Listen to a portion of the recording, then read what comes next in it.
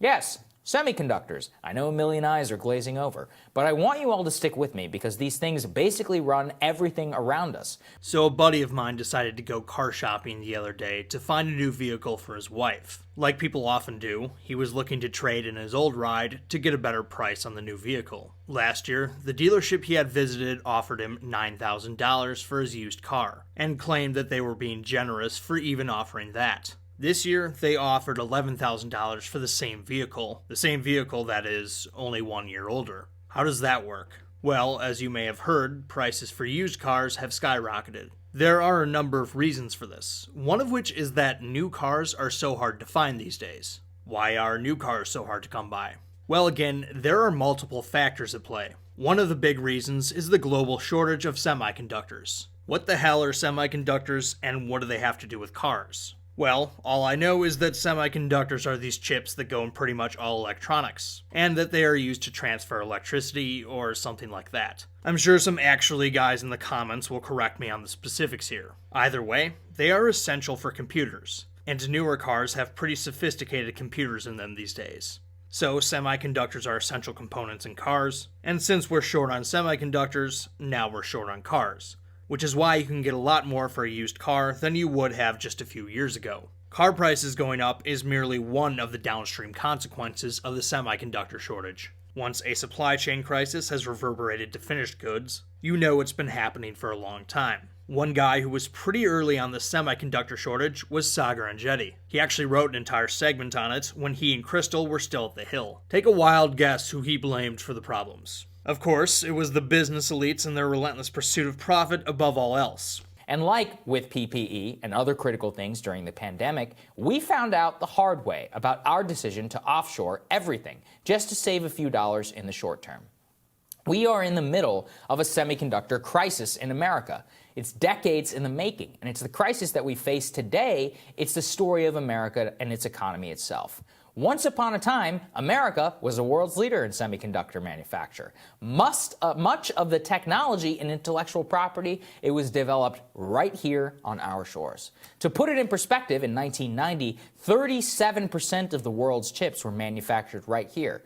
Today, it's 12%. We consume a hell of a lot more than 12% of the world's semiconductors. How did this happen?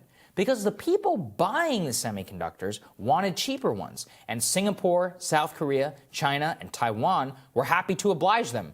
Not because they were doing it better than us, but because their governments massively subsidized the industry and undercut our company's ability to compete. And guess who enabled that to happen? Why, politicians, of course. The government here did not bat an eye.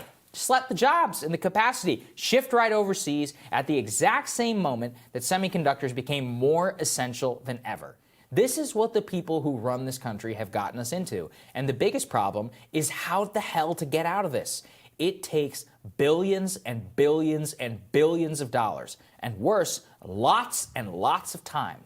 It could cost a ton of money to build the infrastructure to manufacture semiconductors, and there currently is literally no way to do it without waiting several years until your first chip rolls off the assembly line. The Asian economies understood this years ago. They were poised for the future, and our greed stood in the way of our common sense, and we should have gotten back years ago. And the reason I'm covering it today is because I'm sure most of you had no idea this was even a problem. But people legitimately concerned about industrial policy have been talking about this for years. If Donald Trump was a serious president, a massive U.S. subsidy of semiconductors and competitor to TSMC would have been stood up under him. Once again, the elites have sold out the little guy, as the title of the video says, and have allowed our industrial base to be gutted. Saagar closes the video by calling for the United States to embrace industrial policy for semiconductors, and presumably other industries as well. According to Wikipedia, industrial policy of a country is its official strategic effort to encourage the development and growth of all or part of the economy, often focused on all or part of the manufacturing sector. The government takes measures aimed at improving the competitiveness and capabilities of domestic firms and promoting structural transformation.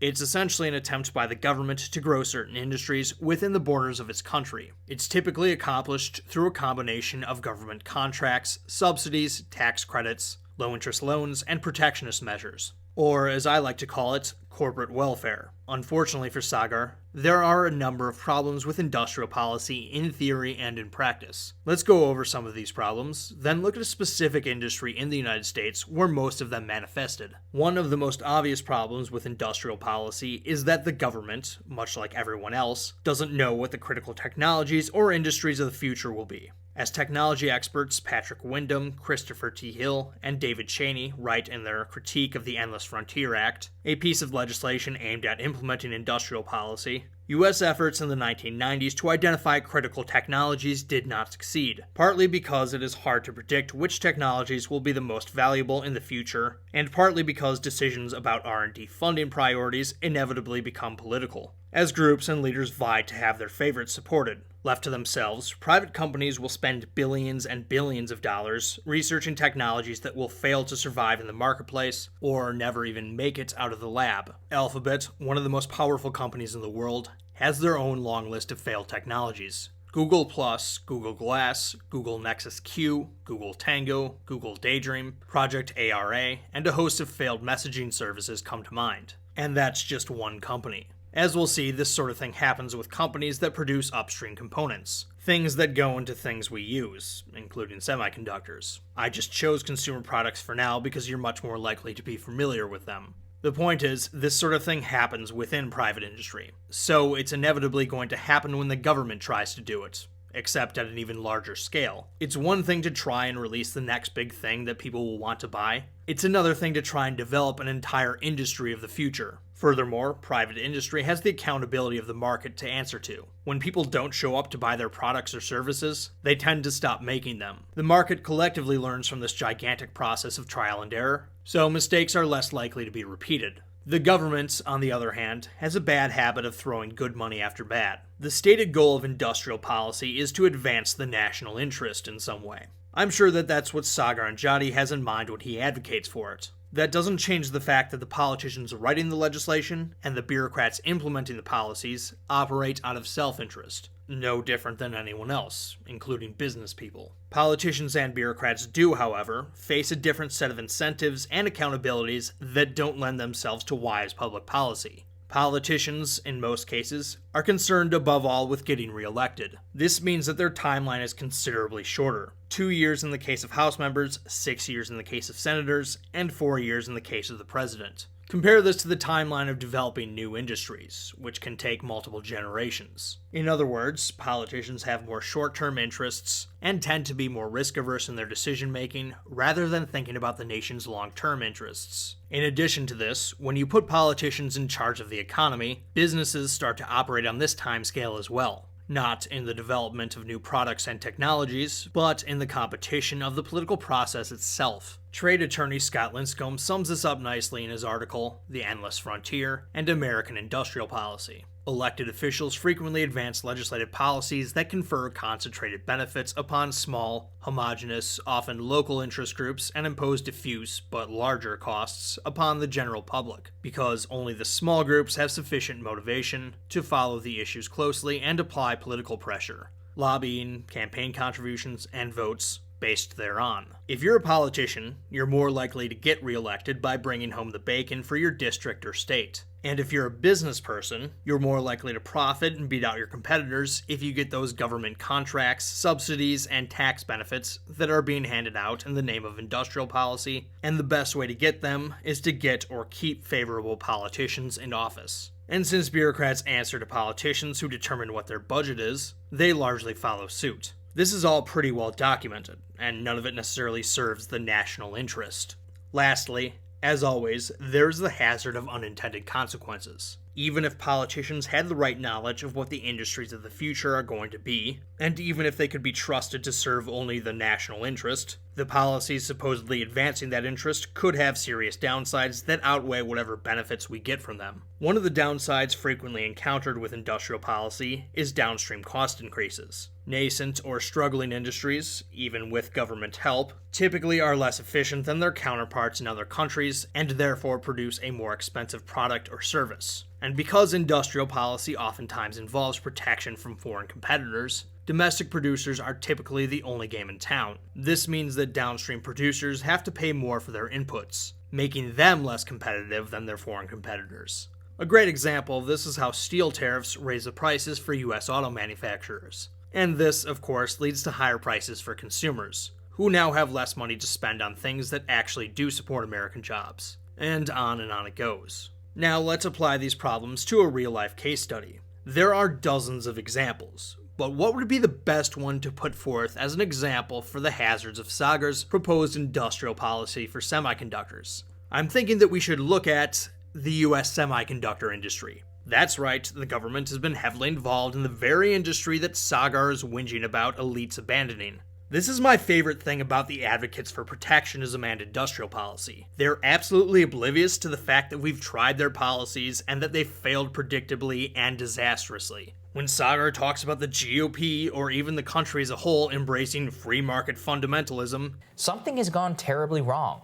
And almost all of it, in my view, has to do with the free market fundamentalist poison within the Republican Party. He's talking out of his ass. As I've mentioned, even before Donald Trump, an avowed protectionist, became president, the United States had more protectionist policies than any other major economy. And the semiconductor industry was part of this. In 1986, the United States and Japan signed the Semiconductor Trade Agreement, STA, which, among other things, stopped Japanese manufacturers from dumping their semiconductors. Dumping is when a foreign company floods the market with products below the domestic price. The STA also established SEMATech, which stands for Semiconductor Manufacturing Technology, a nonprofit which receives both public and private funding to perform research and development into chip manufacturing. This agreement resulted in a shortage of chips for US manufacturers, which in turn led to skyrocketing prices. This naturally led to an increase in prices in everything that uses semiconductors,